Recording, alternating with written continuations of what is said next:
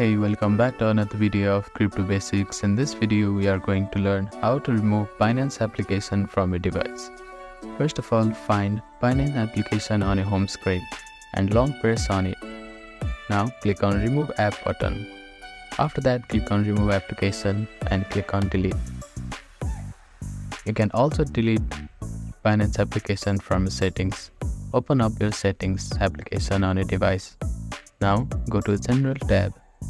After that, go to Storage.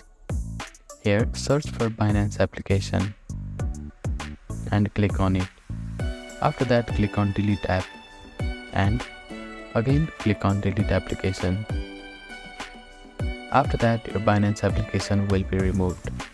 Thank you for watching this video. Please do not forget to like, share and subscribe to our channel and comment down if you have any queries.